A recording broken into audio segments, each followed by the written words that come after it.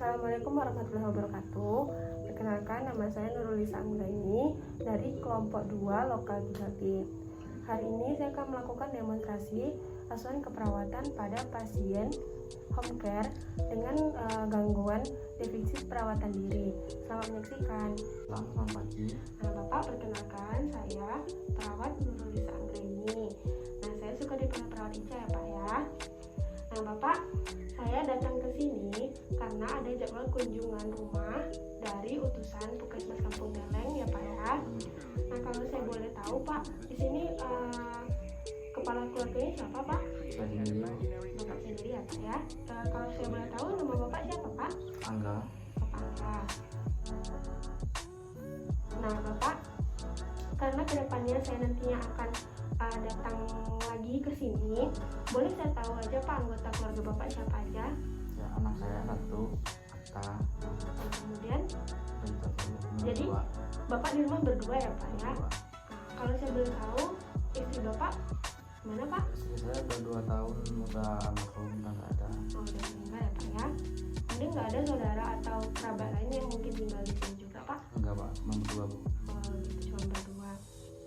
Sebetulnya Pak di sini saya menginginkan kalau ada itu keluarga Bapak yang lain nanti untuk di sini. Karena kalau misalnya saya ke sini lagi, kalau Bapak tidak ada nanti saya susah. Begitu. Jadi kalau memang tidak ada keluarga yang lain, dimaksimalkan ada waktunya lagi ya Pak ya. Nanti mana tahu saya ke depannya ke sini saya bisa selalu ketemu sama Bapak. Ini Pak, seperti yang saya bilang tadi, kalau saya kesini dengan tujuan kunjungan rumah, sebelumnya saya sudah dapat informasi dari kader-kader dari Puskesmas bahwasanya di keluarga Bapak ada yang memiliki sedikit gangguan. Benar ya Pak ya? Kalau saya boleh tahu, siapa Pak? Ini anak saya ini. Oh, Atta ya Pak ya? Gitu. Kalau saya boleh tahu Pak, gangguan apa yang dialami anak Bapak Pak? Dia paling nggak suka mandi. Oh, nggak suka mandi. Terus Pak? Ya karena nggak bisa membersihkan badannya lah. Oh gitu. Jadi tidak suka mandi, tidak suka membersihkan badannya ya Pak ya.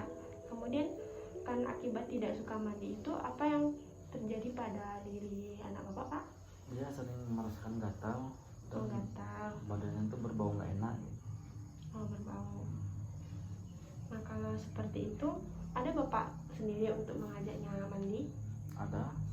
Dia tetap nggak mau, alasannya karena airnya dingin. Padahal udah saya kasih sama air hangat juga tetap nggak mau. Oh gitu ya Pak ya.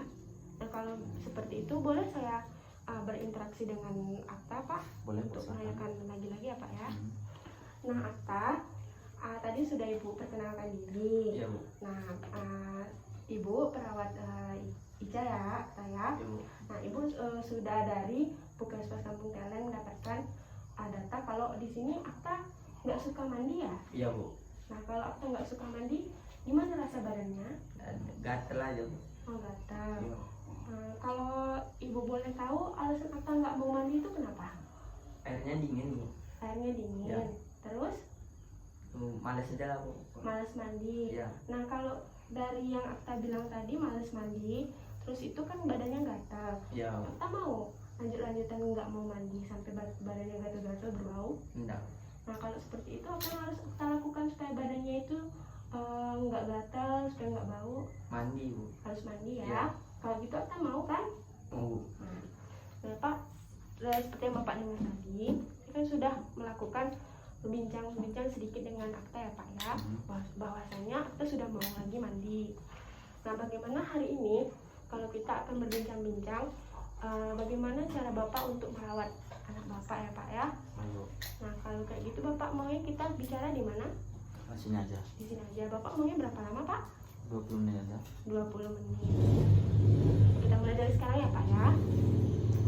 Seperti yang sudah Bapak terangkan dan sudah Bapak dan seperti yang Atta jelaskan kepada saya tadi, kalau Atta itu nggak suka mandi, ya Pak, menurut Bapak itu udah sejak kapan Pak?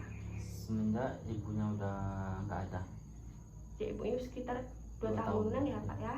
Jadi Atta menderita memang nggak mau mandi itu tuh karena sejak ditinggal ibunya ya Pak ya.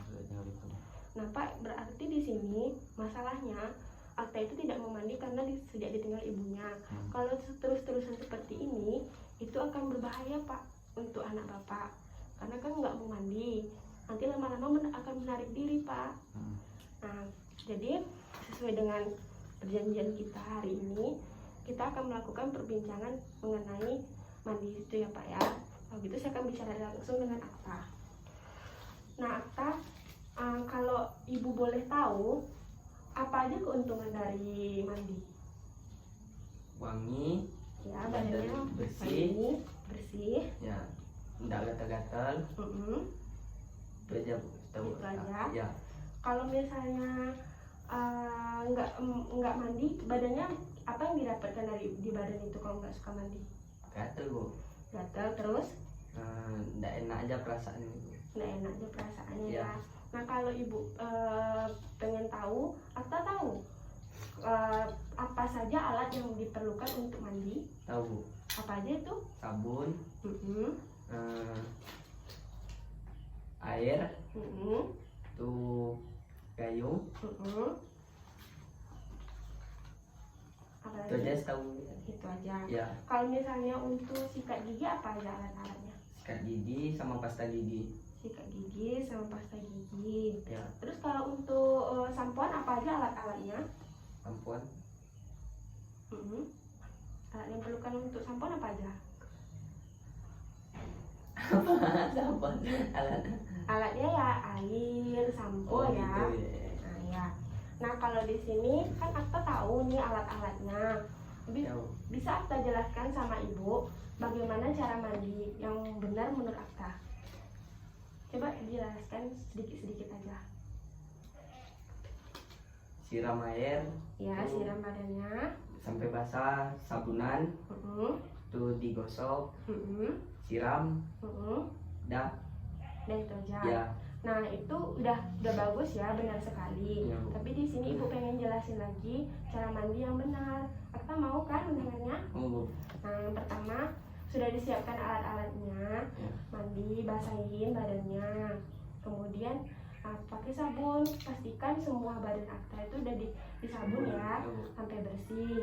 Kemudian dibilas. Kan tadi Akta bilang males mandi karena Airnya airnya dingin. Kita boleh mandi pakai air hangat, nanti minta dibantu sama ayahnya dimasakin air panas. Ya. Nah setelah itu, setelah dibersih semuanya, nanti Akta keringkan badannya. Keringkan pakai handuk bersih yang kering. Ya, Bu. Kemudian dipakai pakai pakaian yang bersih lagi. Nah sampai sini Akta paham? Paham, Bu. Nah kalau gitu bisa Akta jelaskan lagi bagaimana cara sikat gigi yang benar? Siap. Gimana aja itu Akta? Coba jelaskan.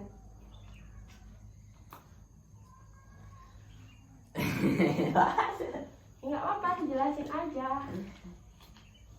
Gimana cara sikat giginya? Yang pertama apa yang Akta lakukan? Ambil gunda giginya, Ya, tuh kasih pasta gigi, ya disikat giginya, kemudian kemudian dicuci, dibilas disiram air. Nah itu sudah benar ya. Ya. Kan di sini Ibu tambahin lagi. Pertama kan diambil dulu perlengkapannya, disiapkan dulu. Ya. Kemudian ambil secukupnya pasta giginya, diletakkan di sikat gigi. Kemudian sebelum disikatkan ke giginya, kumur-kumur dulu. Ya. Nah tahu ada nanti sisa-sisa makanannya di giginya kan. Nah kemudian habis dikumur-kumur lalu disikat giginya.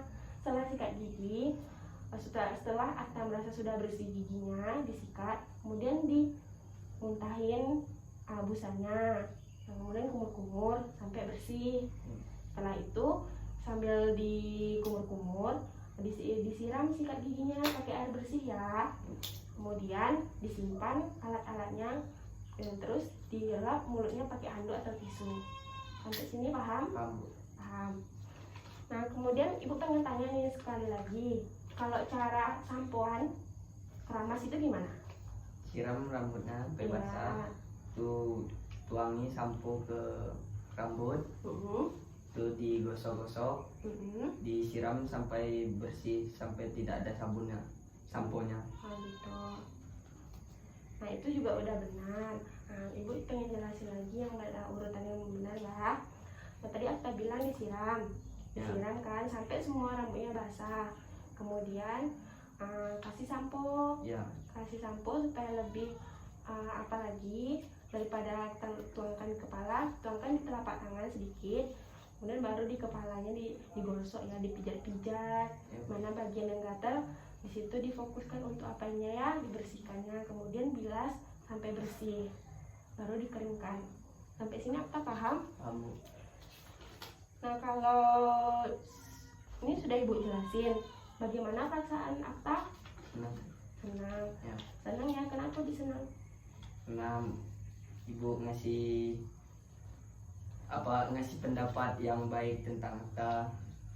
Gitu. Ya. Berarti Akta mengerti ya. Nanti, Bu. Nah kalau gitu Akta bisa jelasin kembali sama Ibu apa yang tadi kita pelajari dari cara mandi, dari cara sikat gigi sampai sampoan. Apa nanti kalau misalnya Akta ada ragu nanti ditambahin. Coba Akta jelasin lagi.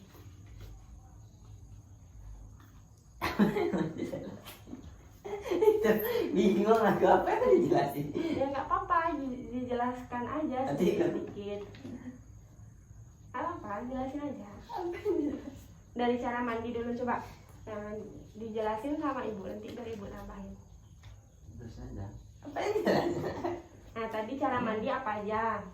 Siapkan dulu alat-alat mandinya. Ya. Setelah itu disiram badannya. Ya. Ini coba jelasin lagi dari yang kita pelajari tadi. Disiapin alat-alat mandinya. Nah, Tuh. apa lagi? Basahin badannya, buka Basahin baju, badannya. basahin badan. Ya.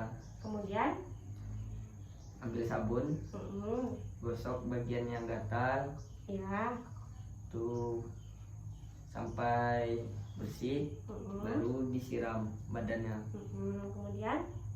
Kemudian sampoan kepalanya, rambutnya sampai bersih. ya, Lalu disiram sampai bersih.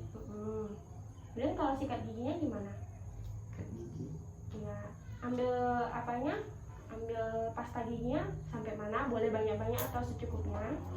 Secukupnya. Ya, secukupnya ya. Ya. Kemudian dikumur-kumur dulu giginya ya. Ya, Bu. Terus Di baru digosok sampai bersih, Ya. baru dibuang busanya. baru kumur-kumur ya. Ya. Berarti sampai sini Akta paham ya kan ya? Nah Bapak seperti yang tadi saya sudah tanyakan kepada anak Bapak, anak Bapak itu sebetulnya paham apa saja alat yang diperlukan untuk membersihkan diri seperti mandi, sampoan, dan sikat gigi. Kemudian cara-cara mandi pun dia masih paham. Hanya saja mungkin karena dia tuh memiliki kemampuan seperti nggak mau mandi itu alasannya karena airnya dingin. Padahal Bapak bilang tadi airnya nggak dingin. Nah itu dari situ Bapak harus membantunya Pak ya, membimbingnya. Ya, Bu. Nah kalau dari sini Bapak apa paham? Paham. Paham. Bagaimana perasaan Bapak tadi setelah kita bicara dengan Akta juga tentang kegiatan hari ini? Ya, saya merasa senang karena nanti Akta juga bisa mandi lebih rajin, lebih mengetahui untuk membersihkan dirinya. Gitu ya Pak ya. Nah kalau gitu Bapak, dari yang dijelasin tadi apa Bapak ada yang ingin tanyakan? Udah cukup, Bu. Udah cukup. Nah kalau gitu Pak, seperti yang saya bilang tadi, saya kan akan datang lagi dalam beberapa hari lagi ke sini. Bapak maunya saya datangnya kira-kira kapan Bapak yang bisa? Sore hari. Sore hari. Berapa hari lagi saya akan datang sini Pak? 3 hari lagi, Pak. Oh 3 hari lagi. Sore hari jam berapa Pak? Jam 4. Jam 4. Sehabis Bapak pulang kerja. Nah, berarti sekitar 3 hari lagi saya akan datang ke sini untuk mengevaluasi kegiatan yang dilakukan Akta ya Pak ya, dengan didampingi oleh Bapak. Nah kalau di situ saya ingin memberikan, sini ada buku kegiatan harian. Kalau seandainya nanti Bapak bisa isi dengan Akta, nanti kalau Bapak melihat atau Akta melakukan kegiatan sendiri seperti mandi, sampoan, sikat gigi sendiri, Bapak bisa contoh di bagian yang M. Ini tandanya M itu mandiri. Kemudian kalau nanti misalnya Akta melakukan kegiatan itu dibantu dengan Bapak bisa isi di bagian B, yaitu bantuan. Kemudian kalau misalnya akta tidak melakukan kegiatan yang seperti kita jelaskan tadi, Bapak bisa isi atau akta bisa isi di bagian T, tidak melakukan. Sampai sini Bapak paham cara mengisinya? Nah, kalau akta paham? Paham Bu? Boleh dijelasin lagi akta gimana caranya? Boleh Bu. Coba jelasin. Kalau paham semuanya ditulis di bagian mandiri. Kalau dengan bantuan Ayah yang di sini. ya Kalau tidak melakukannya di mana? yang melakukannya di sini. Di sini. Berarti akta paham ya cara mengisinya. Bapak paham kan? Paham. Nah, kalau gitu saya undur diri dulu ya Pak ya. Untuk 2 hari lagi, untuk 3 hari lagi saya akan datang kembali ke sini. Dan mau undur diri dulu ya Pak ya. Terima kasih Pak. Sama-sama. Terima kasih ya Akta. Ya Bu, makasih Bu. Assalamualaikum. Waalaikumsalam.